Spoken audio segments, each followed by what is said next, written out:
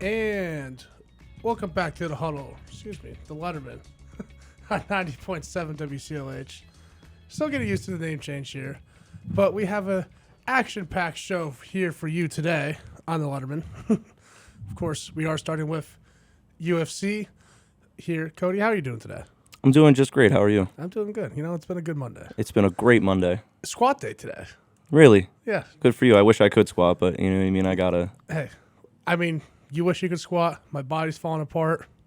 So, like, it's this and that. We're just enjoying our bodies break down. Anyway, get into it, though. We are talking about the Hermanson-Strickland fight that happened over the weekend. It was a UFC fight night. What was it? Fight night 42? 47? It was one of those. I think 47. Yeah, 47. So, yeah, I can't say this because I was right. You know what I mean? I knew Strickland was going to win this fight. I knew he was going to walk Hermanson down the whole fight. He's an out-of-place character for the UFC right now because of how he presents himself and how he talks. He has no filter. You know what I mean? The guy goes out there, says what's on his mind, and doesn't really care about what people think about him as long as he's getting what he has to get off his chest.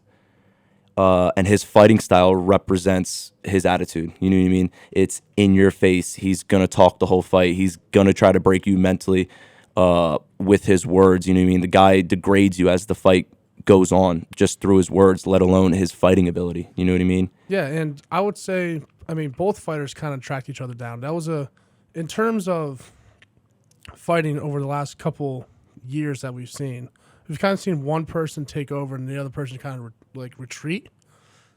I would say at most of the fight, Hermanson was going after Strickland and Strickland was going after Hermanson, and so that brought that tighter battle. The more punches being thrown in the battle, and a lot of leg kicks from Hermanson to start off the match in the first two rounds. So I read an article about Hermanson talking about his strategy with his team, and I hate it when people do this because they say, oh, I'm not going to break down my game plan for you guys, but then you break down the game plan for us. You know what I mean?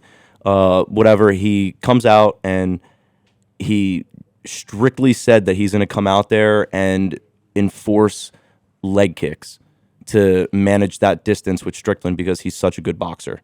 We saw Strickland push forward, eat a lot of those leg kicks, right? I'm assuming his right leg has to be beat up a little bit because it's just not fun having bone-on-bone contact. I know that hurts. We saw Hermanson try to throw out a little bit of striking, right? A lot of right overhands. And sooner or later, Strickland's a great fighter, has very good IQ. He's going to read that right overhand is coming after one or two jabs. Yeah. You know what I mean? It's a jab, heavy overhand. Hermanson was trying to get it to the ground. He's a very good submission artist. He is a very good wrestler. Strickland just was not letting him get to the ground all night. No. He didn't get to the ground till the fourth round. And for how tough Strickland is, I really don't think that anything was going to break Strickland in this W. Yeah, and it was funny how you say how tough he is because the announcers pre-match, while he was walking out there and saying how he got into a bike accident June of 2018, June or July of 2018, one of those. Strickland? Months. Yeah. Yeah. And how he thought he was never going to be able to fight again, and now he's fighting at a very high level. He's number 6 in the class. He's probably going to move up after beating Hermanson. No budge of a fighter in himself, but as we saw, Strickland kind of handle him pretty easily. So the other thing that I didn't know about Strickland is he is really good buddies with Marvin Vettori, who is a top 5 guy. He was the backup weigh-in fighter for the Paulo Costa fight because he said that there was a funny thing that was going to happen with Paulo Costa and he wasn't going to make weight. Looks like Strickland was right. You know what I mean? That's a 185-pound fight. And the Paulo Costa Marvin Vettori fight was fought at 205. Strickland didn't want to take that fight, but through money and what the UFC was offering him, he had no choice but to say, yeah, I'll just weigh in as a backup. So his next stage in his fighting career is probably, and it sucks to say, but he's going to have to fight Marvin Vettori probably in his next fight.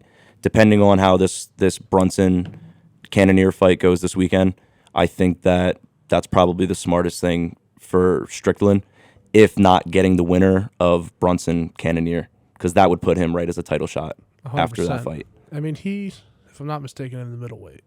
Yeah, 185. So, Izzy's fighting this weekend. Correct. Like you said, Brunson is fighting this weekend. So 4 middleweights are going at it this weekend. 2 are going to take that advantage. 2 are probably going to move down. So Strickland has, in the last 2 weeks now, obviously winning this past weekend and then the next week, to really move up in the rankings, get to that 3rd spot, and like you said, either face Marvin Vettori or the winner of the Brunson Cannonier fight. So, and I'm going to be honest, another thing, depending, because Cannonier and Brunson are both top 5, I think that there's a very high possibility that he could even fight the loser of that fight. And it sounds really crazy, but there's a possibility that he could fight the loser of the championship bout. You know what I mean? Well, because that's Izzy. I don't think if Izzy loses, I don't think that'll happen. But I think if Robert Whittaker takes that loss and Strickland talks enough, you know what I mean, hypes it up in the media, I think there's a big chance that we could see that matchup. I think that would be like a 7 versus a 2 or a 7 versus 3. Well, Strickland would move up in the rankings. Or, yeah. So 5, 6, right around that area. Not even. I think, depending on what happens, because he's already at 6. Let me keep talking. I'm going to look up the rankings at that. So he was at 6. So, like I said, 4 guys up in front of him are fighting this weekend. So, yep. Depending on how they fight, he could very easily be a 4. So maybe even 3. Not to interrupt, but we have, now that I have the rankings pulled up, this weekend we have 1 and 2 and 3 and 4 fighting. Oh, yeah. Right, so we have almost the top 5 cleared out with Paulo Costa coming in at number 5. I still don't understand why he's in the rankings when Dana White said he's going to fight at light heavyweight, whatever. We got Strickland at 7. We got Hermanson at 6. Obviously, those 2 are going to flip-flop, possibly putting Strickland at number 5. Maybe Costa gets taken out. Yeah, well, that's what I mean. Him getting taken out and him moving him up to 5. Okay. I think that's like... Yeah, Sean Strickland has a very high possibility of getting a title fight in his next fight. Very high. I have a question for you, because I'm not too familiar with the rankings in UFC. Or not too familiar, but like how the ranking system works. Yep. How often do they update it? So I think, let me look when it was last updated on here. Hold on. Okay, so this was updated the 1st of the month. So it's probably like the 1st of every month? No, I don't think. I think that's the last time it was updated. I can't see when it was updated before that. But I think after every major card, you know what I mean? We just had UFC 270 and we have UFC 271 coming up. I think it's after those major cards for the month. Okay, that would make sense. Those are when the big rankings, you know what I mean? That's when that stuff comes around. That's when the majority of the big stars show out. Yeah. Not big stars, but there's always matches. There's always a title fight in those main cards. Yeah. And if not, like, you know what I mean, we have UFC, I think it's 273 or no, 272 or 273. We have Colby Covington and Masvidal. But that's just because it's all pay-per-views and money. I think that's like one of the very few times that we'll see a main event in a legit card for the month and not have a title fight. That's 272. Yeah. You know what I mean? So it's very rare that we get main cards without title fights. From that fight, one of those 2 will get a championship shot. Yeah, no doubt. No and doubt. That's what weight class are they? That's lightweight, right? Who are we just talking about? Covington, Masvidal. That is welterweight. Welterweight. That's with Usman and all them. Yeah. Oh, another thing about that weight class is it's not even confirmed through UFC and the guys who make the fights. Khamzat Chimaev, number 11, is not scheduled, but it's pretty much scheduled to fight number 2 in April. Who's number 11 versus number 2. Who's number 2 right now? Gilbert Burns. And Khamzat's number 11. So I'm telling you right now, if we see Khamzat destroy Gilbert Burns like he's destroyed everybody else. Calm it down. with that. Listen, Because Gilbert Burns is a very exceptional fighter. yes, he is. And he's fought, in my opinion, Usman the closest in all of his championship defenses. My opinion. I get it. Listen, I'm just saying I'm on the train for Hamzat. The hype train is legit. It's real. It is real, but Gilbert Burns is no slack. No. But listen, time will tell. The fight will happen. Whether it's in a UFC cage or in some backyard, you know what I mean? It's going to happen. Hamzat doesn't care in the location, and Gilbert Burns is tired of getting called out by a guy who's not in the top 10. But we all know Hamzat's really in the top 5. If you watch UFC and you're a religious fan, you know where Hamzat stands. Who are the fighters in between them? We have just so we can get like a name. Michael Chiesa, Sean Brady. Sean Brady is actually undefeated. Neil Magny, who has, I think, under 5 losses. Wonderboy Thompson, George Masvidal, Beneil Muhammad, Vincent Luque, Leon Edwards. Like, the list goes on from number 15. Yeah, I mean, that top 15 is ridiculous. I feel like for an exception of like 3 or 4 guys, all of those guys can be champ. All of them. Welterweight, what an exceptional weight class it is for the UFC. You know, while we're talking about UFC, before we get to college wrestling, I need to hear your opinions on the Francis Ngannou situation. So, I know you're a Francis Ngannou fan. I know that you don't like Cyril Gane. Posing for a picture, everybody. I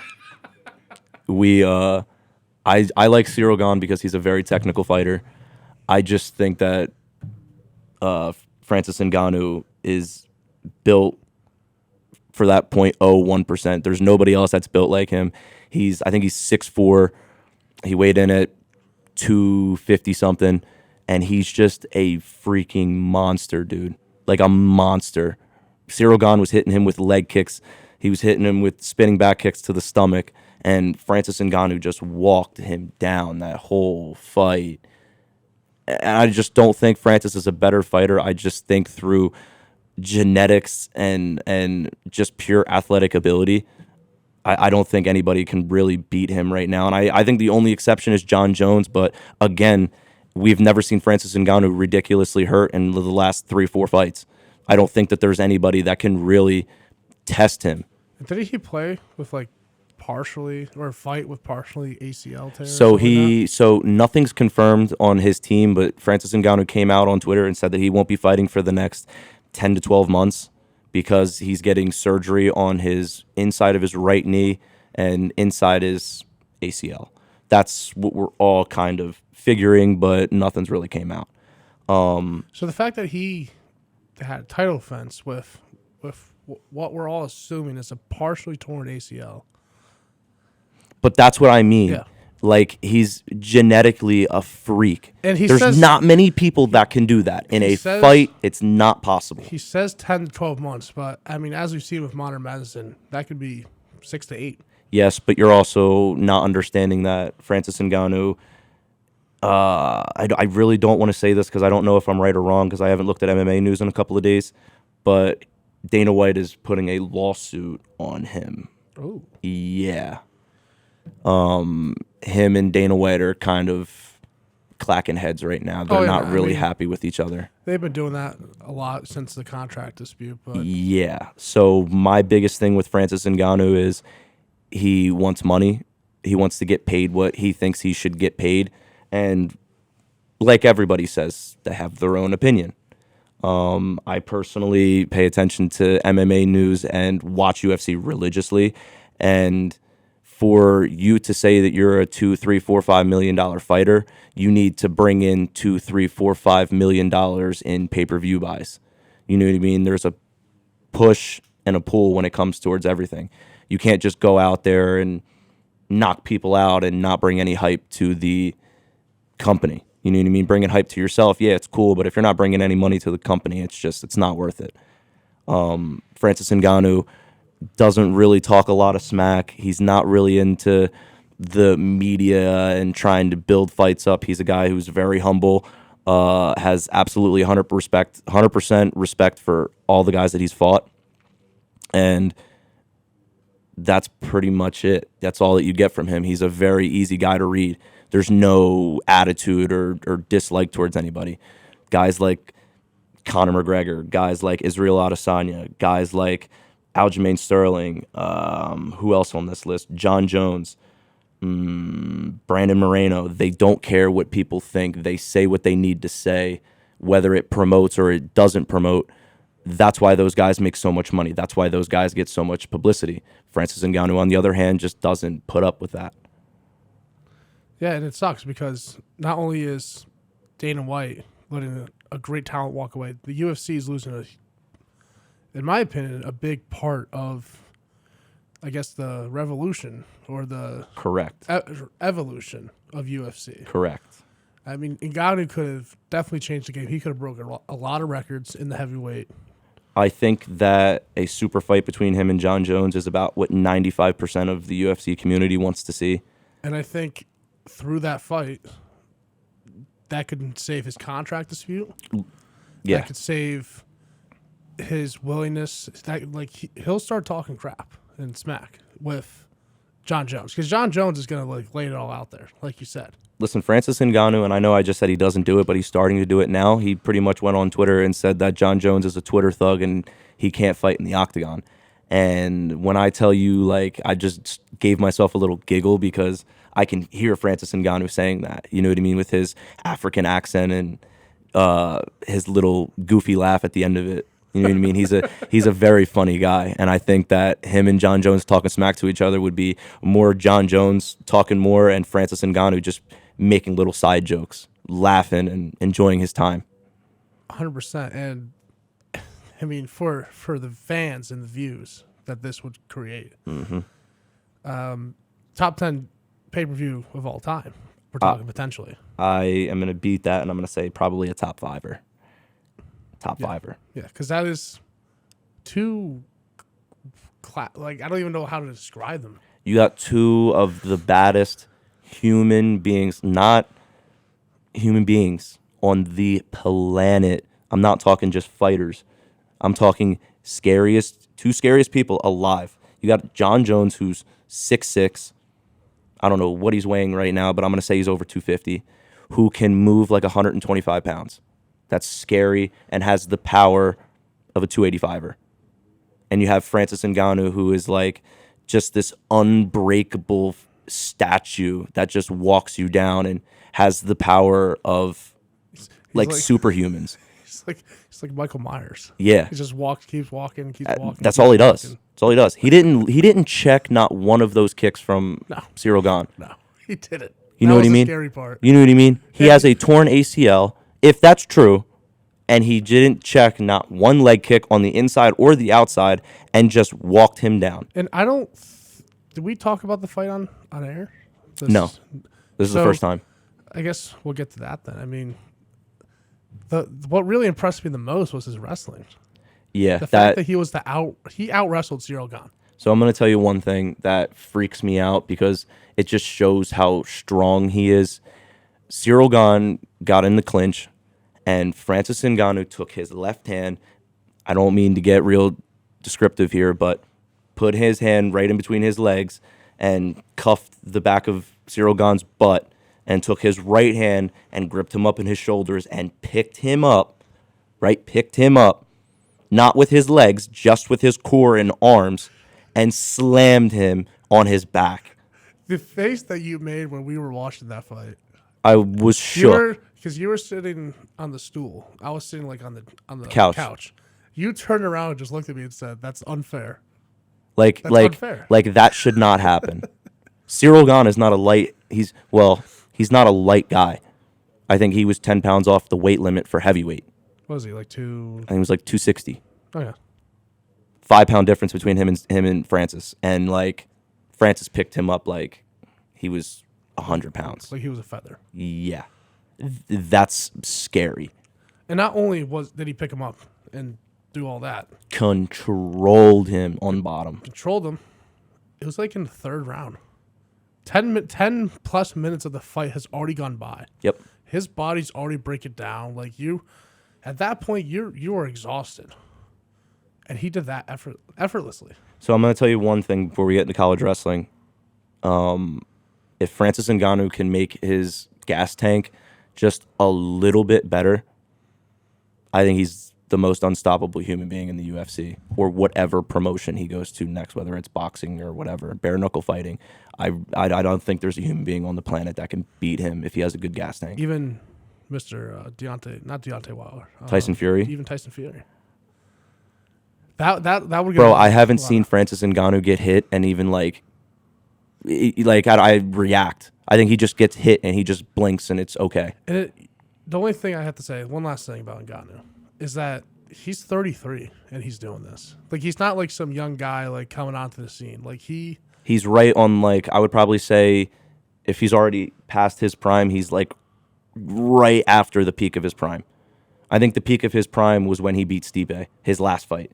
That was just a different side of him. Man, that was crazy. Yeah. That was unreal. But again, with, like I was talking about the begin the show, modern medicine nowadays. Yeah. He can keep fighting until he's, at this point, into his 40s. Yeah. If he's this dominant and he's going to keep taking punches and leg kicks like that, yeah, might as well. You got the medicine to back you up. Yeah. I don't think, I haven't seen Francis hurt.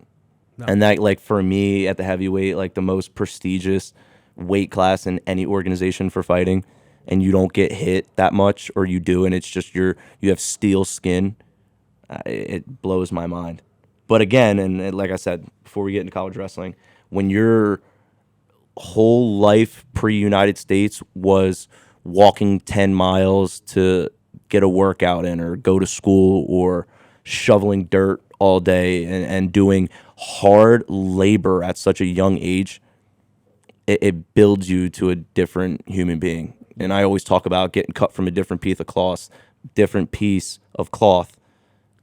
Francis Ngannou fits that description. He is cut from a completely different piece. 100%.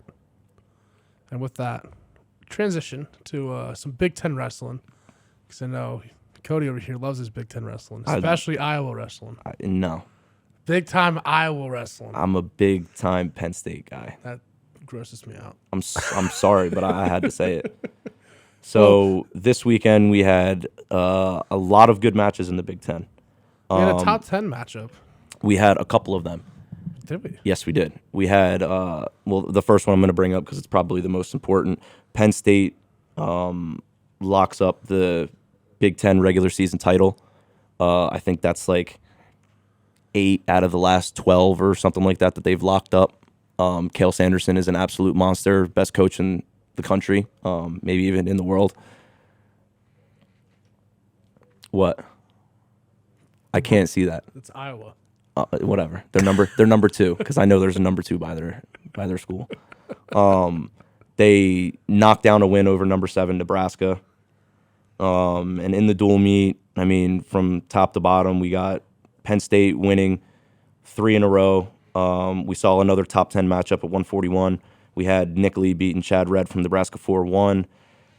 We saw a top 20 bout between number 8 Ridget Love and Bo Bartlett. We saw Bo Bartlett taking a 6-0 loss. 57, Nebraska won. A tight one, 3-2. At 65, we bounced back for Penn State, and we take a 9-2 decision there. Mickey Labriola from Nebraska, who is a Jersey guy, took a major decision win, 14-4 over Mason Manville, sorry. 184, we see Aaron Brooks completely dominating with a 14-1 major decision, almost a tech fall over number 9 Tyler Vance.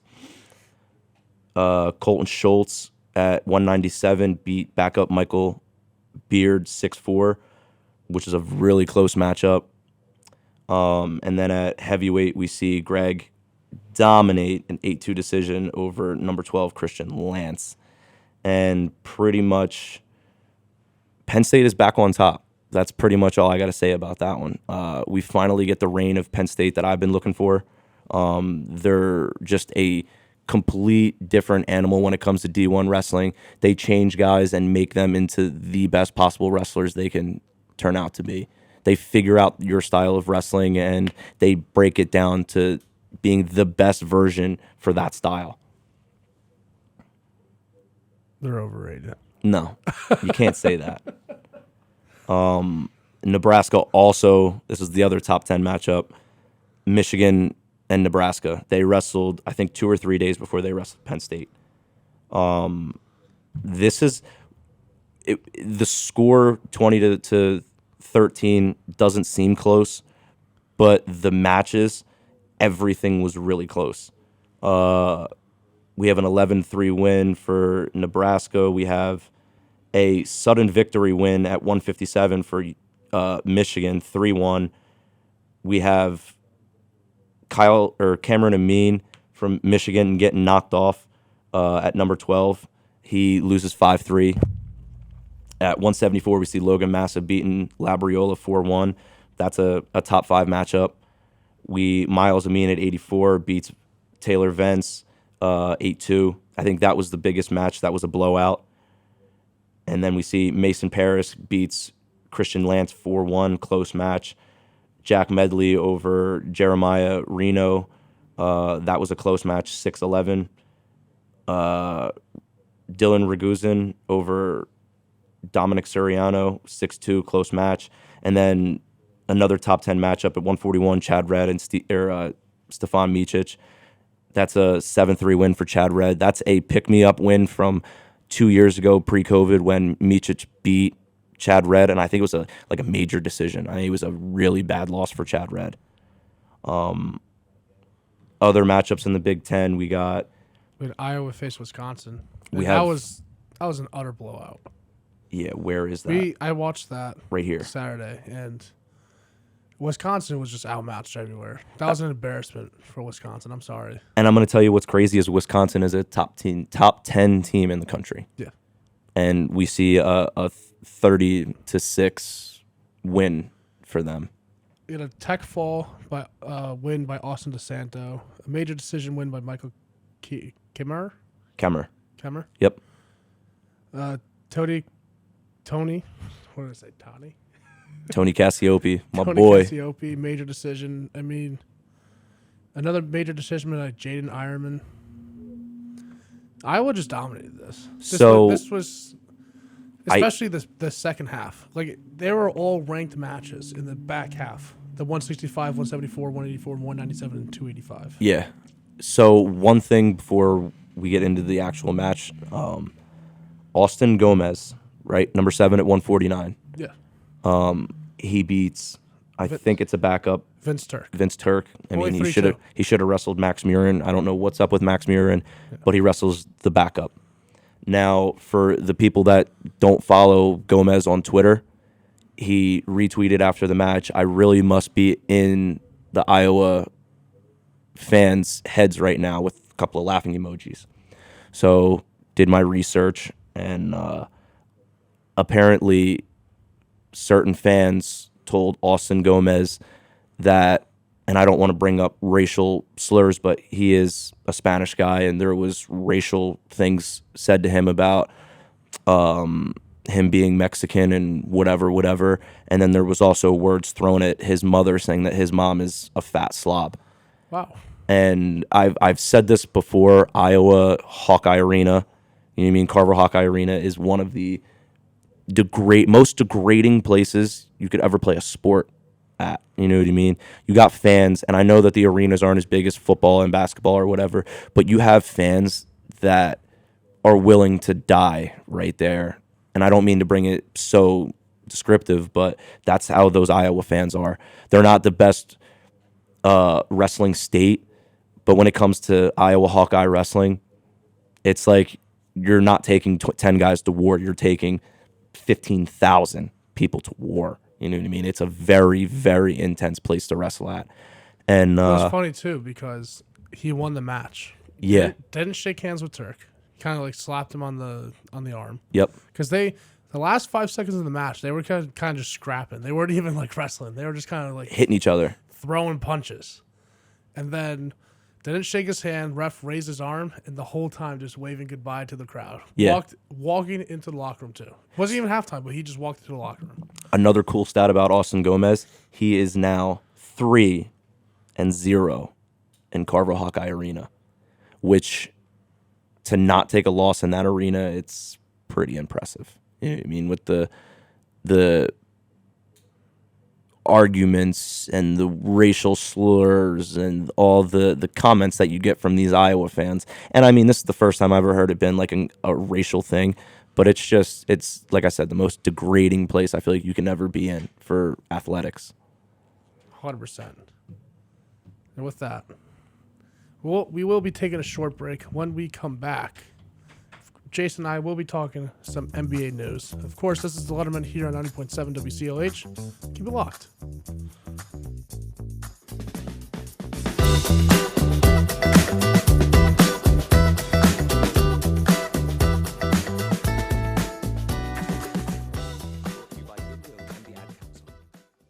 Hey, this is Kristen Ross.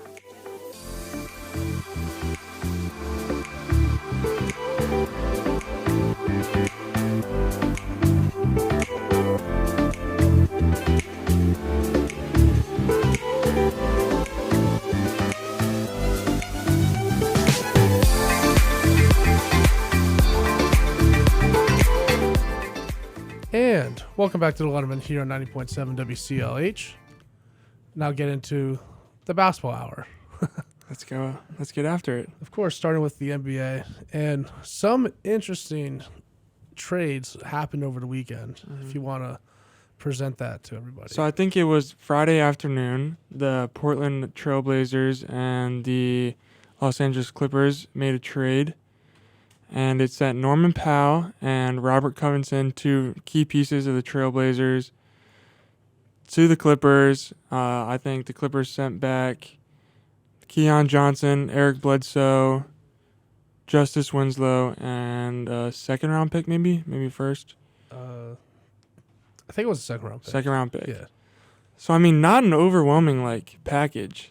I don't know. It was surprising. I thought the Blazers could get back a little bit more for Norman Powell. Yeah, it was Norman Powell, Robert Covington to the Clippers, and then the Blazers got Eric Bledsoe, Justice Winslow, Keon Johnson, and a 2025 second-round pick. So, yeah. I don't know how to feel if I'm a Trailblazers fan. I think we'll start with them. Yeah. Well, I mean... What is this saying to the fan base, especially with a guy like Damian Lillard and CJ McCollum and a big man like Josef Nurkic?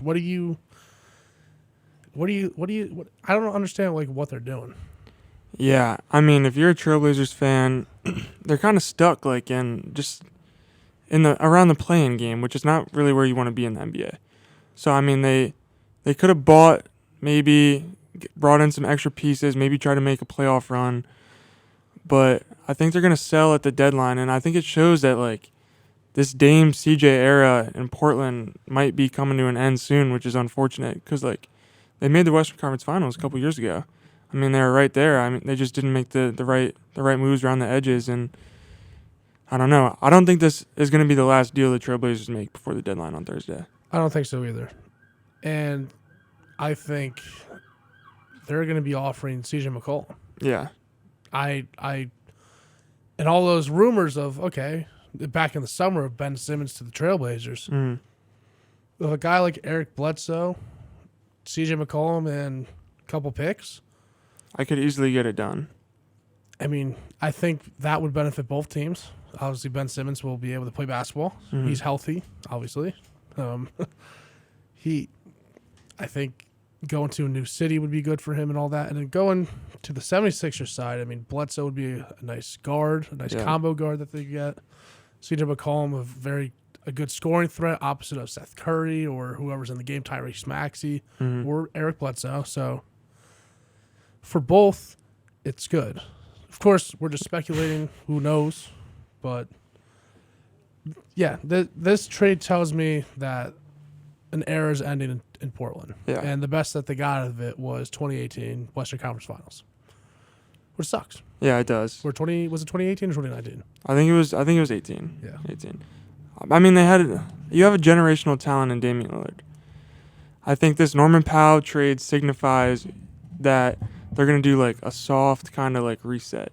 Get rid of these older guys that it's proven it hasn't worked. I mean, you have two very nice young pieces in Anthony Simons, who's having an incredible year, and Nasir Little, who's also having the best year of his career. So, I don't know. I don't think the Blazers will go full rebuild, like tank, like the Thunder or something like that. But it's going to be some struggling years until these young guys get older, some more experience. I didn't know the Thunder were tanking. Just have like 30 picks in the next like 8 years. No, that's just like normal for them. Yeah. Going to the Clippers side now, though. Norman Powell showing out in his first game. Mm-hmm. I think he had, off the top of my head, I'm pretty sure he had 28 points, 50% from three, 56% from the field. Mm-hmm. They didn't say much about Robert Covington, but I think that's a huge piece for them off the bench. Good sixth man for them. I mean, he had 13 last night. Yeah. Made 3 threes. So, like, This, if Paul George and Kawhi Leonard were not injured this year, this is a championship move. yeah, And 100%. It still could be a championship move. Mm-hmm. Because as we saw, we thought Reggie Jackson was going to leave last offseason. He stayed. Mm-hmm. Well, they had Rondo. Then he Went to the Lakers, and now he's on the Cavs. Yeah. I was trying to think like if he got traded from the Clippers to the Lakers, but I was like, nah, that probably didn't happen. But I mean, most of their core stayed together. Paul George now injured, so we're gonna see what happens with that. Nothing has really come out about that either. No, they're kind of keeping everything on the down low. Yeah, I mean, Kawhi Leonard was speculating of coming back late April, but again, no updates from that. The last time we had that update was Christmas. Yeah. So, but this is a definite win in the next couple years move. Because Norman Powell brings that 3-and-D defense that you need. Robert Covington, like I said, brings a boost to the second unit. He can spread the floor with the three. Very good perimeter defense. Not much. I mean, there's not much else to say other than. I mean, it's just like it's a grand slam for the Clippers. Yeah, I mean, we'll see where it takes them this year. Yeah. But like, I think they're the 8th seed right now, so they're still in the playing game. I mean, I think they can stay around the playing game, maybe Yeah. sneak in as like the 8th seed into the playoffs. Yeah. But and then who knows? Like, I don't think that they'll rush Paul George or Kawhi back. no. But I mean, if they decide to come back, like, this is a team you don't want to see in the first round. But going towards next year, like Norman Powell, the Trailblazers had just signed him to an extension, which is weird that they traded him. But now he's locked up for the next couple of years, and you're going to have this core intact. And I think this is a really good move moving forward. I mean, championship favorites next year, like, for sure. As long as nothing crazy happens. Yeah, nothing crazy happens. I mean, Ty Lue, as we've now seen, without LeBron, is a good coach. It wasn't just LeBron in Cleveland, I guess. Some may say. Le coach. La GM, La Coach, La LA, whatever you want to call La him. owner. La Mickey. I like to call him La under 500 right now. What a good game by them, by the way, on Saturday. Yeah. Then RJ Barrett is definitely the star the Knicks were looking for. Yeah. He's definitely emerged. He has that it factor. Yes. And, you know, I guess if we're getting into the trades, all the trade rumors, I don't think it happens in the next couple of days. If it does, wow. Fantastic for the Knicks. But Zion Williamson, we all know he said that he loves MSG. He loves the New York atmosphere. And he did say back in Duke, I know you know this, that he wanted to play with his brothers, Cam Reddish and RJ Barrett. Well, I think about a month ago now. Yeah, about a month ago to the day, Cam Reddish was traded to the Knicks for Kevin Knox and a protected first-round pick, and then the Knicks got Cam Reddish, Solomon Hill, and a second-round pick. Which, by the way, thank you, Knicks, for getting rid of Kevin Knox. Kevin Knox is a certified bum, and there's nothing else to say about that. Nothing else to say. But 2 of the 3 guys that you said, hey, I would love to play on a team, are now on the Knicks. I mean, if this It's meant to be. It's gonna happen. it's gonna happen. If it doesn't happen in the next couple days, it's 100% gonna happen over the offseason. Yeah. I just don't see a scenario where Zion Williamson goes to the front office and goes, I want to go play with the Knicks. Mhm. You have the assets. They have the assets that can trade us here. They have the picks. Put me in New York. And then the story will go from there. Yeah. But Zion, RJ, and Cam back in together in New York. I mean, that chemistry. And, I mean, somebody say, oh, well, how if it doesn't work? It's gonna work. If we go to football here for a second, we saw what college chemistries can do. Yeah. It can go bring a team from 3-13 all the way to the Super Bowl. Mhm. And if people don't know what I'm talking about the Cincinnati Bengals. Yeah. So if chemistry goes a long way, and I think a chemistry of Cam Reddish, Zion Williamson, and RJ Barrett, if it wasn't for that just one missed shot in the Elite Eight, That was Probably- one of the worst days of my life. hey, I wanted Duke to win too. I had them winning the whole thing. I wasn't very happy with that. No. So a lot of happiness maybe for Knicks fans, even if they don't make the playoffs this year. Yeah. Because Zion Williamson's at your doorstep. All you have to do is open the door. Just open the door. The big three will be back. Or as our boy Happy Gilmore said, go home.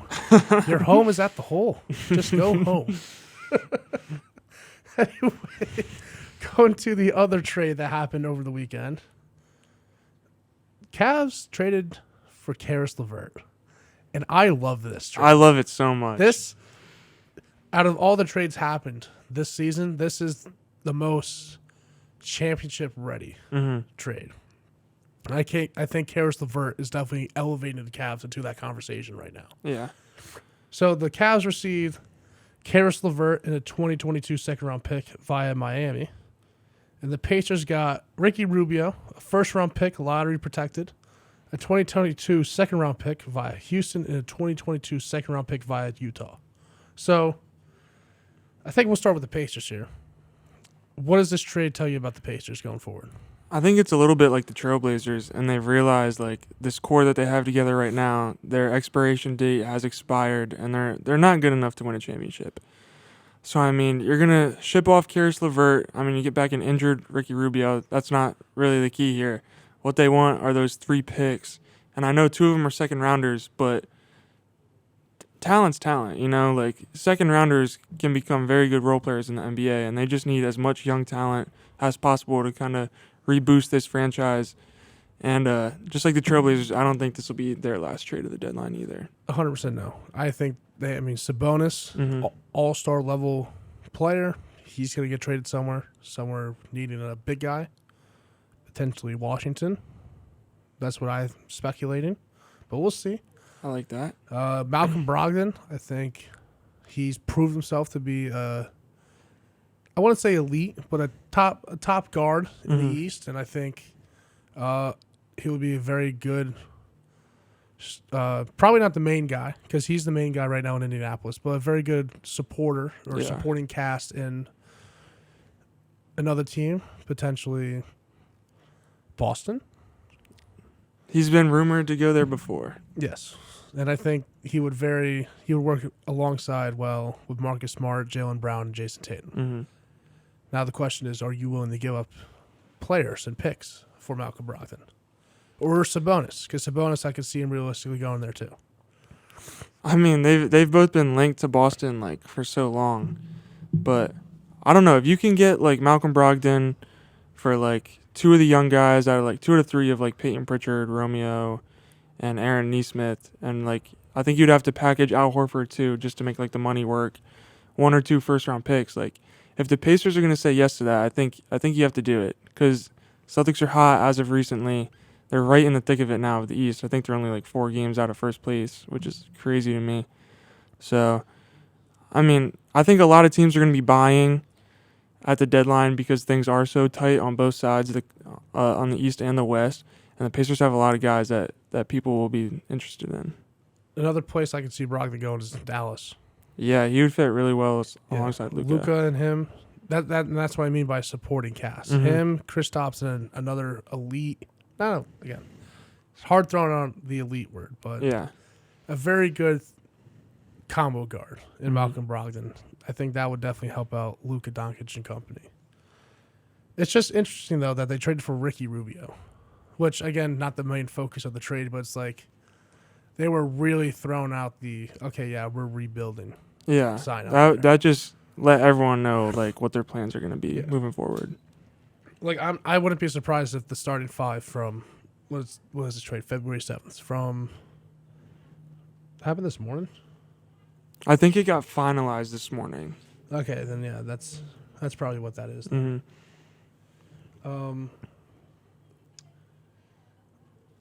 What was I gonna say with that? Starting 5 moving forward. Starting five from February 5th is completely different by February 12th.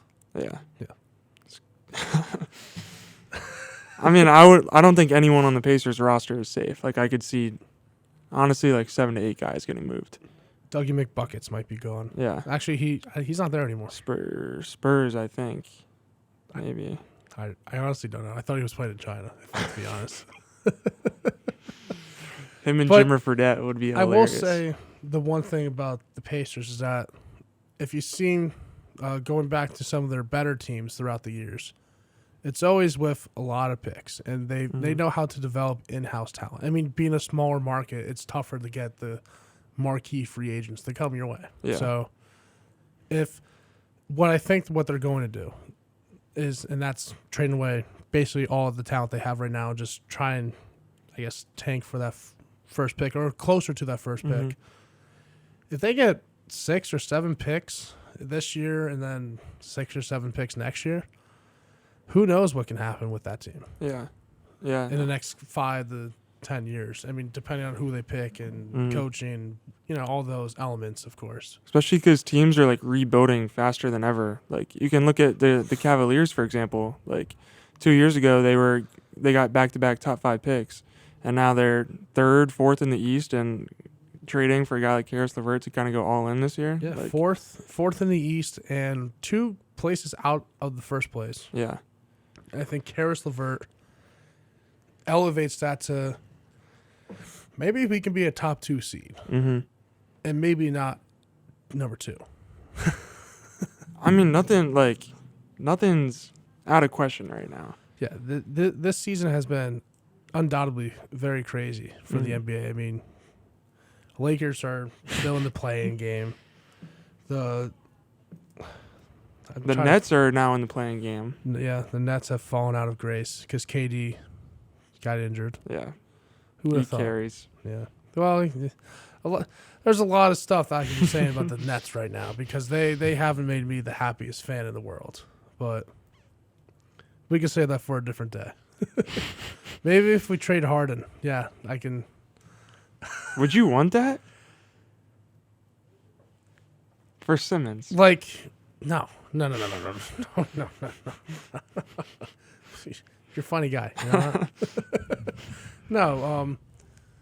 If we were to trade Harden, it would suck as a fan, but I would be happy that James Harden is like he's gonna get the recognition or like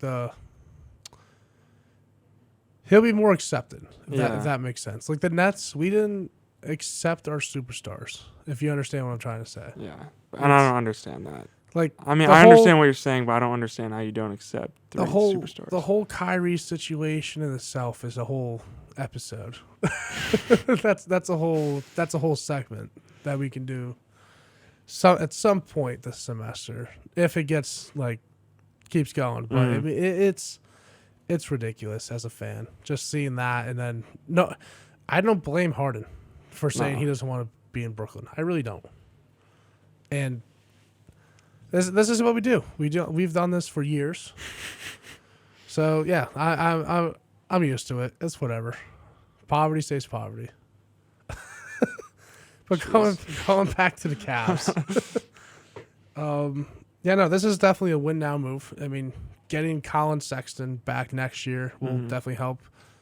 They have Rondo, so we all know how playoff Rondo is. Charis Levert is definitely that 25 per game scorer that they were probably looking for. Yeah. Him and Darius Garland are going to be. They're going to be That's scary. And then Jared Allen, who was a fringe all-star, Mm-hmm. now gets another guy to help him space the floor even more. And it's going to be a very fun team come playoff time. And I think we said before we came or had the semester break that we thought the Cavs were pretenders, but Yeah.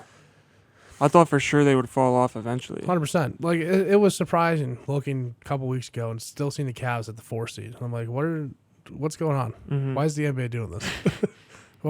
The Wizards did somewhat. I mean, the Wizards, they were. Oh wait, no. Yeah, they were the 1 seed at one point. Now they're the 11th seed. No, they fell off. Yeah, that's okay, Wizards fans. Bradley Beal said he's not opposed to a trade. By the way. Yeah. Now, his mindset just shifts back and forth depending on the week. Yeah. So, the next couple of days are going to be very interesting. Of course, if you are willing or if you want to know our more thoughts on the NBA trade deadline, we will be having an NBA trade deadline special on Thursday. I was going to have a 3 to 4:30, but depending on, because this website says the deadline's at 3 p.m., we might have to go 2 to 3:30. Yeah. Yeah. And all the action will be coming in right then. Yeah. So that last hour of the trade deadline, I think that's a perfect time for us to go live. And we will be getting live reactions to all the trades that happen. And, of course, after 3, we have that last half hour for any more reactions or any deals that we thought were going to be done, didn't get done. Mm-hmm. So that is what we will have for that. Moving on, though.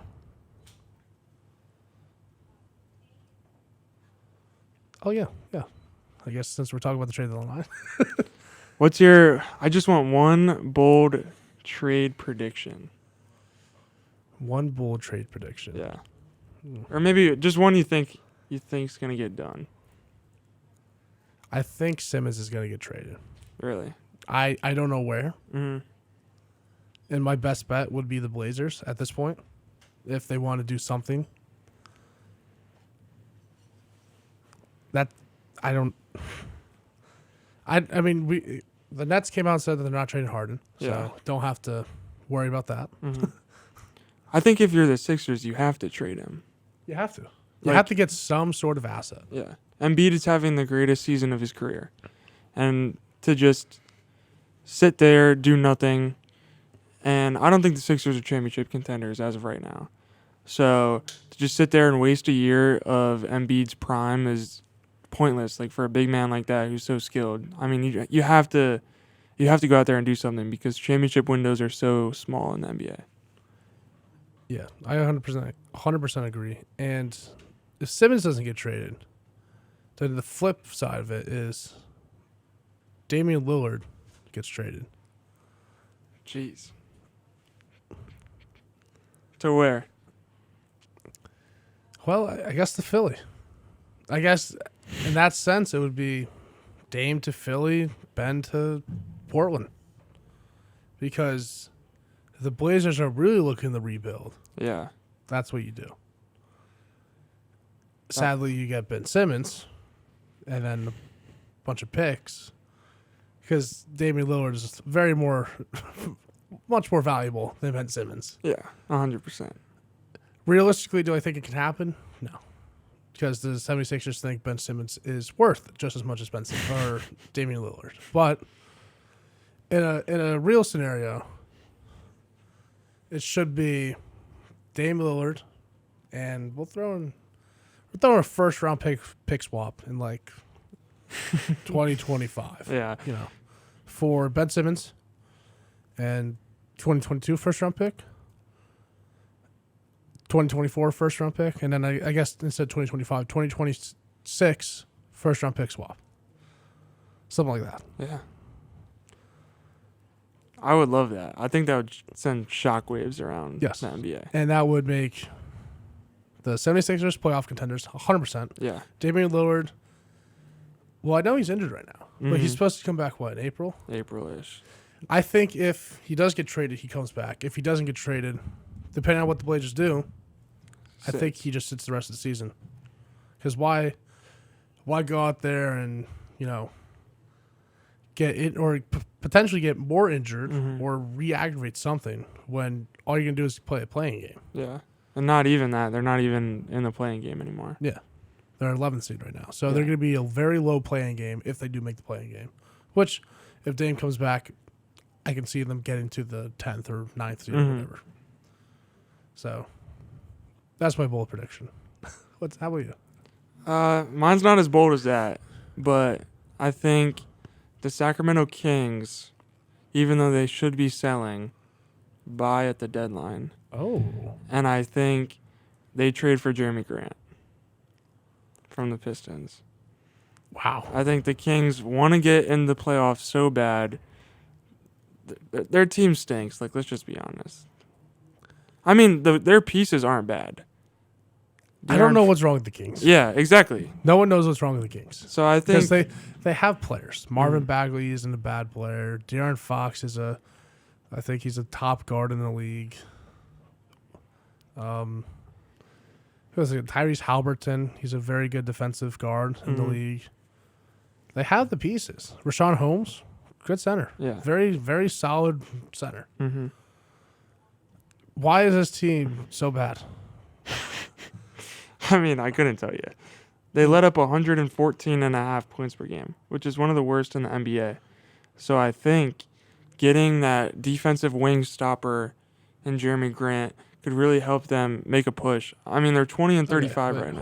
Hold up. I'm sorry. Sorry to interrupt you. Yeah. How are the Pelicans in the playing game?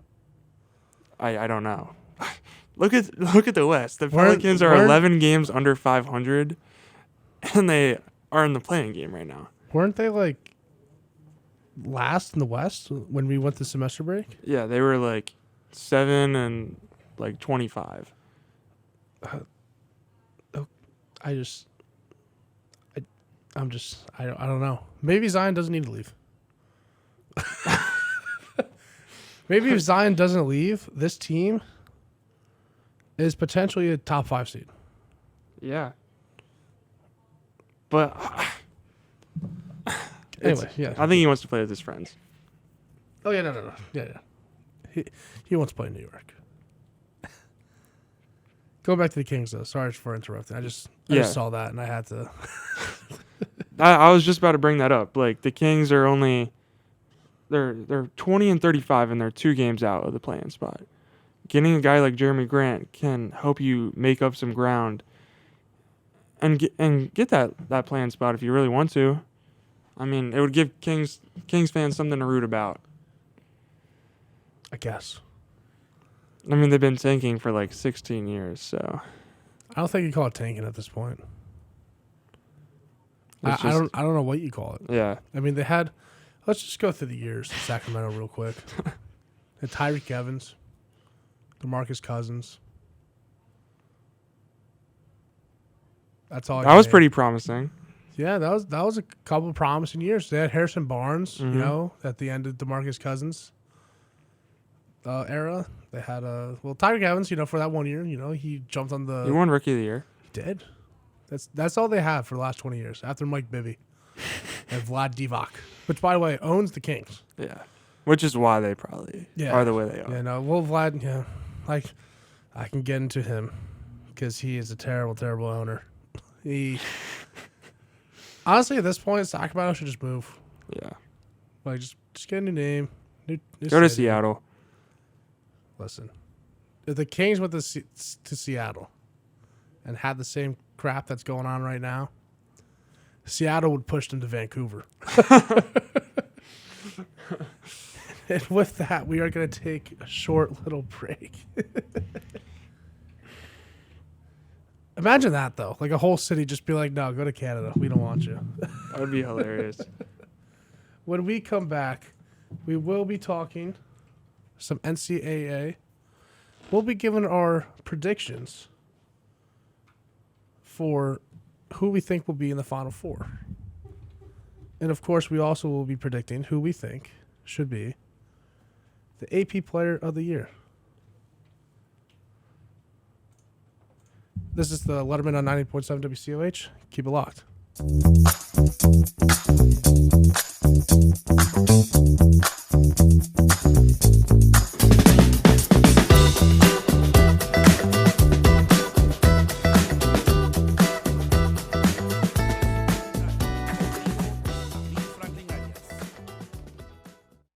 is DJ Tom, and you're listening to WCO.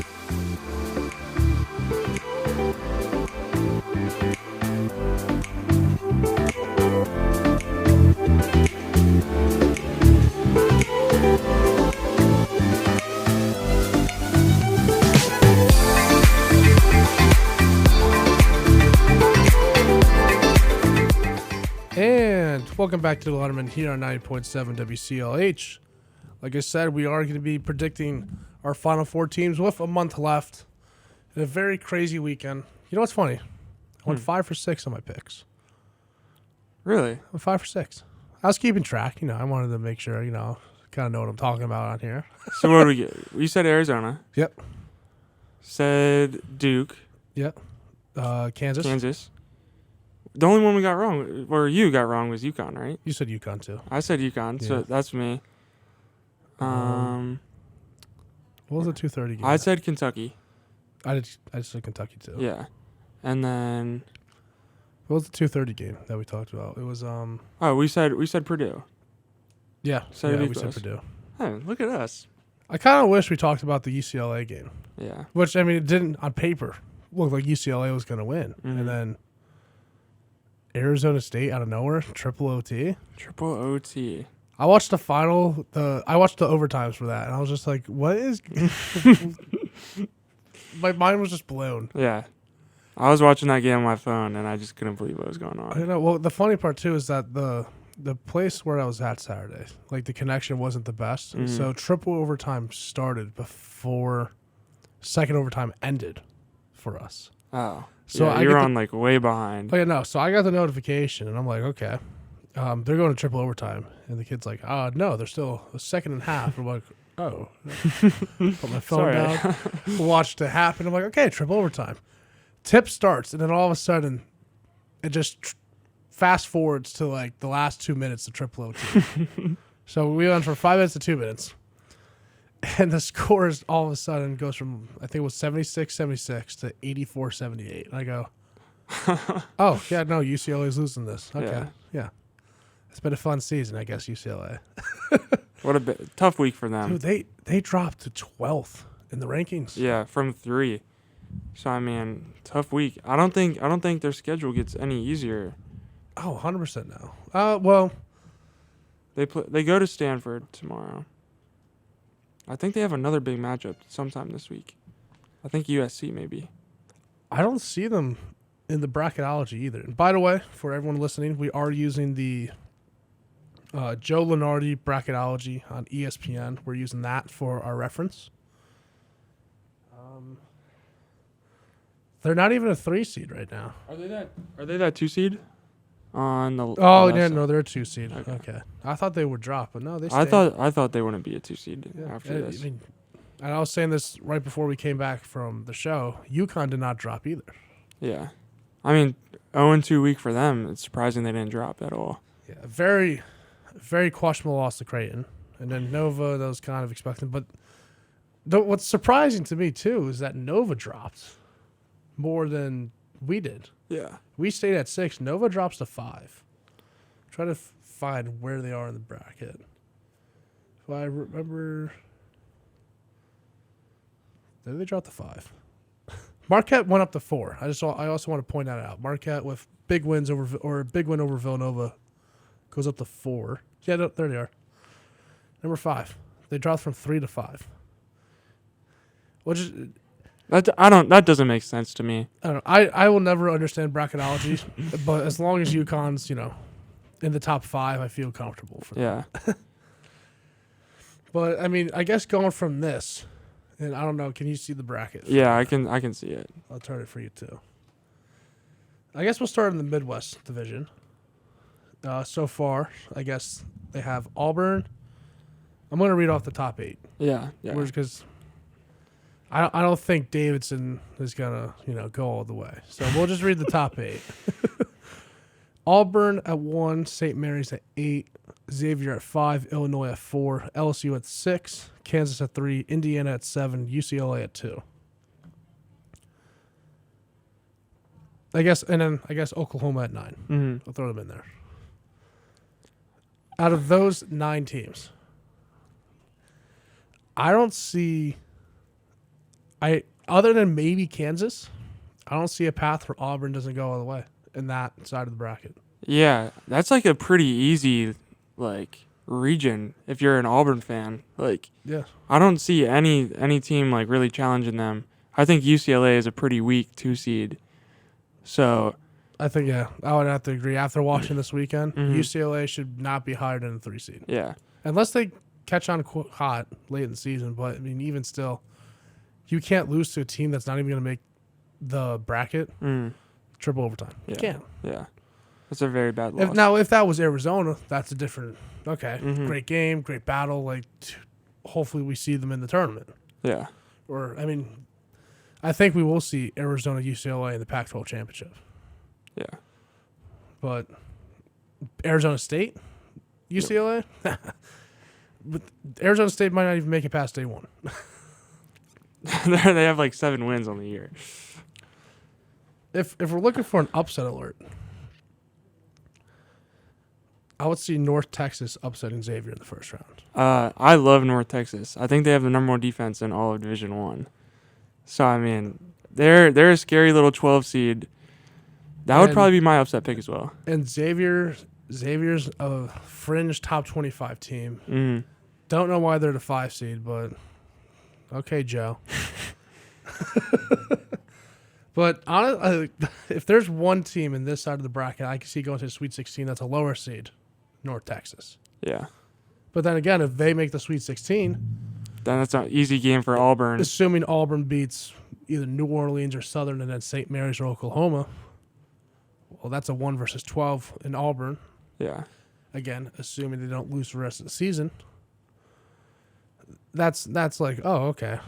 Have fun. Mm-hmm. There's only so much North Texas can really do there. Yeah. So I think we could both agree on either Auburn or Kansas. I think that could be the Elite 8. If this, again, That's who I would choose right now. this is a month out. That's what I would go with: Kansas, Auburn, and the Elite 8. I see where Kansas can win Mm-hmm. because they had a great game against Baylor, so they're riding pretty high right now.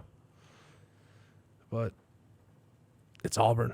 Yeah. Yeah. So Auburn's bigs probably take over that game and let it. So I would choose Auburn to go to the Final Four out of this. I think we would choose Auburn, which choosing 1 seeds, but they're 1 seed for a reason. yeah. Going on now to the West bracket, the top 9 seeds, we have Gonzaga 1, Arizona at 2, Texas Tech at 3, Wisconsin at 4, Villanova at 5, Tennessee at 6, Iowa at 7, and Boise State at 8, Miami at 9. Yeah, this region's also kind of interesting because I'm not super high on Arizona either. So, I mean, I don't know. This is tough. If I have to be honest, I'm looking at Wisconsin right now. Yeah, so am I. Okay. I really like Johnny Davis and Brad Davidson. So And that I little think- 1-2 tandem can take over a game really quick. I think Wisconsin has been playing very good basketball as of late. And, I mean, Vermont, we saw Vermont give a little scare last year in the tournament, but Mhm. I think Wisconsin take care of business. And the way Nova's been playing, Yeah, they don't instill much Well- confidence. we can't sleep on Iona. That's Rick Pitino. Yes. Rick Pitino always coaches very good, very well-coached teams. So we can't be sleeping on Iona. Sadly, they are facing Nova, which I think is a same degree of very well-coached team. Mm-hmm. Just Big East versus, I got to be honest, I don't know their conference. I have no idea either. I just know they're pretty good. So. Yeah. So Texas Tech, they don't impress me. No. They have some good wins, but I don't think they're Final Four caliber. If I have to go for an upset, though, whoever wins this 11 game, which right now it's either Wyoming or Creighton. If that's Creighton, Tennessee's going down. That's Wyoming. Tennessee's going down. If that's both of them. Yeah. Tennessee's going. I mean, I love choosing like a first 4 team to make a little upset, and I mean, that's a really good pick right there. UCLA last year went all the way to the Final Four. So, and obviously, I mean, Creighton as of late coming out of nowhere apparently. Yeah. So we'll see how their season finishes, but yeah, that would be my upset out of this bracket. Coming out of it though, or I guess the Elite Eight.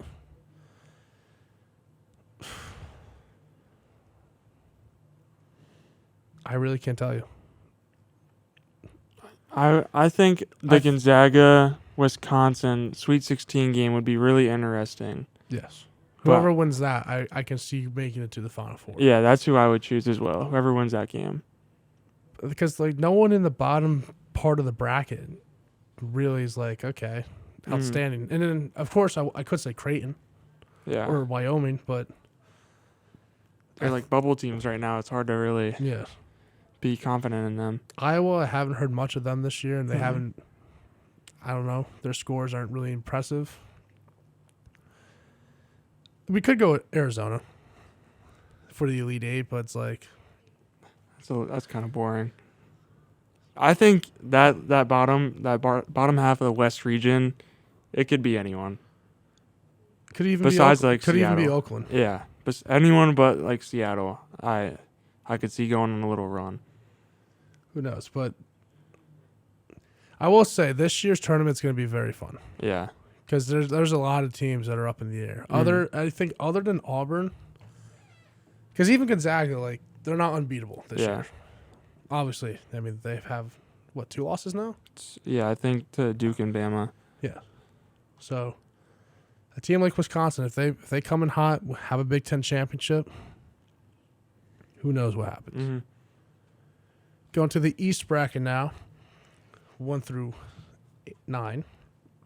Purdue at 1, Duke at 2, Houston's at 3, Providence at 4, Bama at 5, Texas is at 6, USC at 7, 8 is TCU, 9 is Wake Forest, and I just want to throw out 10 is Loyola, Chicago. Sister Jean. This is the toughest bracket. Yeah, Seton Hall is at 11. Seton Hall is no joke, by the way. yeah. They've been like top 25 all year. Yes. I think they've fallen a little bit just because they've had a rough stretch of games, but Seton Hall plays very well. I mean, obviously, I've watched both UConn Seton Hall games. Mm-hmm. Very entertaining. UConn won both by slight edges, but very entertaining. Yeah, no, this is a tough bracket. I can see Seton Hall upsetting Texas, Yes. and there's also a scenario where I could see Texas going to at least the Sweet 16. Yeah. Because then I saw this team right there, and then I saw Duke. I see this bracket right here. I think Duke beats Princeton, beats whoever is USC, Loyola, Chicago, whoever wins that game. I'm going with Chicago there. Yeah, Gotta be honest. me too. I'm not very impressed by USC. And then their Sweet 16 game is a little interesting because I think Texas and Houston both have the talent to kind of challenge them a little bit. And Houston's defense is really good. I think it could mess up a young Duke team. That's not a team you really want to face in the tournament. Yeah, but as we saw last year, Houston's Houston. defense is incredible, but their offense is nothing. Yeah. And I think that's the same story with their team this year. Mm-hmm. Yes, their defense is going to not let you score more than 60, but can their offense score more than 60? Yeah. And I don't know. Duke's defense is pretty good this year. So I'd probably take Duke there as well. Yeah. I think out of the bottom 8 teams that you should be worried about, honestly, it's going to be Seton Hall. Yeah. They're a team that can get hot. Yeah, especially in the Big East. If they win the Big East, they're not 11. Mm-hmm. They're somewhere else. Yeah. But in this example, if they stay at 11, beat Texas and beat Houston, 2 of the top or better defenses in the NCAA at that point too. Yeah, and they're a very old team. Yeah. So Oh gosh, that's a scary 11 seed. yeah, I don't like these 11 seeds from the Big East. I feel like they can just go on a run. listen, it's Big East basketball. What else do I have to say? Going to the top part of the bracket, though. I mean, of course, another Big East team, Providence. Mm-hmm. They've been really hot lately. I can't wait to watch that if this were to happen. Mm-hmm. Providence Alabama game. That would be a game. Yeah. That would be a crazy game. And I would. This is Big East bias in me. I would have to go Providence there. See, and I would have to go Alabama. When It's a toss-up. when it comes to the tournament, there's a lot of Big East bias in me. Yeah. Gotta see your conference do well. Well, of course. That would be a fun game. I mean, even the first round here, TCU Wake Forest. That's interesting. Yeah. I don't think either of them beat Purdue. Mm-mm. I think a Purdue Alabama or a Purdue Providence game. That would be really fun. interesting. And then going to the Elite Eight. This is a tough. Yeah, this is the toughest bracket. Yeah. So far. I think this might be the toughest bracket of them. Oh, I'm speaking too soon. I was looking at that South bracket. That one is daunting. That's whoever makes it out of that bracket. Which we'll You're get gonna have in a to bit. earn it. Yeah. Man, I can name you the Sweet 16: Purdue, Providence, Duke, Seton Hall, or Providence or Alabama. Yeah. I can't name you anything after that. I won't, and I can't. I think that the winner of the Providence Bama game could pull an upset on Purdue. I 100% think that too. But again, Purdue is a very, very well coached team, and I mean their program over the last decade has just progressed to now where they're consistently top 1, top 2 in the bracket. Yeah. So I don't want to be boring and go 1-2, but I think both of those teams are built for March, and I think they get there, and I think that game is a bloodbath. I don't know. of Duke Purdue, Yeah. I definitely see Duke winning. I hope so. It's Coach K's last ride. And you see how these games would be in Philadelphia? Yeah. I pray that they're in that region. And I've never seen Duke and Coach K in person. So I don't if they played their Sweet 16 Elite 8 games there, tickets will be bought. And hopefully I don't witness Coach K's last game. That would be rough for you. Yeah. Yeah, I might have to join you just in case. Yeah. But ride home, I'm like, it's okay, buddy. It's okay. Going to the South region, the 1 through 9. Well, 1 through 10, after seeing the 10. Yeah. Baylor at 1, Kentucky's at 2, Michigan State at 3,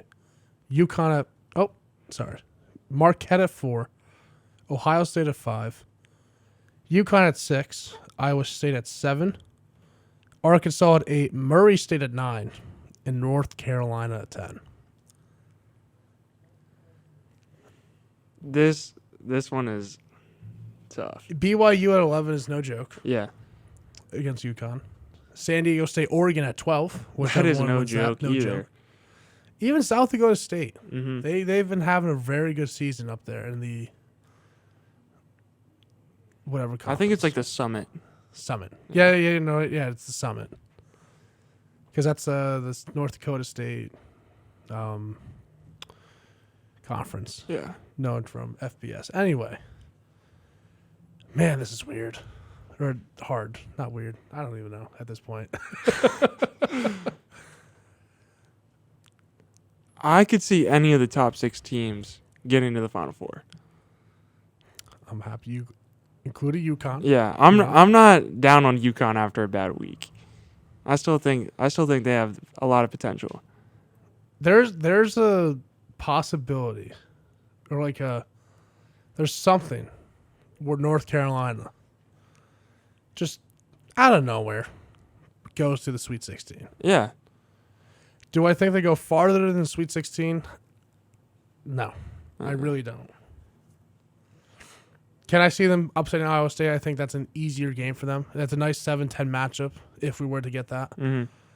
Kentucky versus North Carolina, because let's be honest, Longwood against Kentucky. Sorry, And, guys. well, okay, can't be saying that because Michigan State against Mid-10 Tennessee or whatever it was. But we're going to assume that Kentucky, beats Longwood. And North Carolina, Kentucky, I mean, you never know. You never really know. Yeah. They've had some great battles in the NCAA tournament before. And Calipari, he's been known to not playing too well against fellow, ACC teams. Mm-hmm. It's not too good against the ACC. I mean, you just look at this whole region and like I would love to see a UConn Michigan State rematch. yeah, Because I still think about that game. I still think about that game on Thanksgiving. That was, or was it? I think it was. It was either Thanksgiving or the day after Thanksgiving because I remember watching it, and we were doing fine. We're playing well. We're up by 10 consistently the whole game, and then our defense collapsed. Mm-hmm. Tyrese Martin forgot how to play offense. I've never been angrier on Thanksgiving. Trust me, it's very hard to get me angry on Thanksgiving. It's a great day for Never been angry on Thanksgiving. I would love to see that though. yeah. I think these second round matchups could be absolutely insane. Yeah, Marquette, Ohio State. Honestly, whoever wins that, the first 4 game or whatever, San Diego State, Oregon. Why is Ohio State there? I haven't seen them in the top 25 once this year. Mm-hmm. Big Ten's overrated Yeah, in basketball. in I my think opinion. I think you could easily switch like Ohio State and UConn. I think UConn gets a higher seed by the end of the year. Yeah. I think we're honestly going to be a top 4 seed. Mm-hmm. So, Arkansas, Murray State, that's very entertaining as Yeah. a first round. A lot of people are saying that Murray State is better this year than they were when Ja was there. Yeah, I think Ja kind of built a culture there. Mm-hmm. And because those players from Ja's year, the players that didn't go to the NBA, Yeah. they're now juniors and seniors. Mm-hmm. They know how to play in the tournament. I wouldn't be surprised if Murray State could beat Arkansas, and then they can catch Baylor. Yeah. Yeah. Because Baylor, yes, they're a 1 seed. I wouldn't be surprised if they're a 2 seed by the time the bracket comes out. I'm surprised they weren't a 2 seed for this one. They've been slipping as of recent. I think Duke should be a 1 seed. I know that makes you happy, but It does make me happy. I hope that people keep sleeping on Duke. I mean, Elite 8 though from this bracket. Yeah. Because We're gonna have to choose. you ready for this? you're gonna love this. Marquette, Yep. UConn. This is the game. What tomorrow, right? This is the game tomorrow, and at Stores. I think it's at Stores. Mhm. Might be at XL. Not too sure. I have my buddies text me after the show. But You could get a little Elite 8 preview tomorrow night. hopefully Elite 8 preview. Yeah. That'll be dope. Listen, the dream is always UConn Villanova national championship. Yeah. That would be my dream because Big East of old is not here anymore. But UConn Villanova would be a fantastic national champion. But that's my Elite 8, UConn, Marquette, and of course, I'm not gonna not pick UConn. Yeah, you have to. I want to pick UConn so bad, just for you. But I'm gonna go pick UConn for Marquette. me. I'm gonna go Marquette because I'm super high on them, and I have to go Kentucky. I just said last week that they're my national championship favorites, so I have to go Kentucky. Assuming you have Kentucky to the Final Four. Yeah, I'll take Kentucky over Marquette. So your Final Four, according to Joe Lunardi, is Kentucky, Duke, Duke, Auburn, Gonzaga. Like, do I really have 3 1 seeds in a 2? well, mine are Auburn, Wisconsin. I guess I have 2 seeds and 2 1s. Auburn, Wisconsin, Yeah. UConn.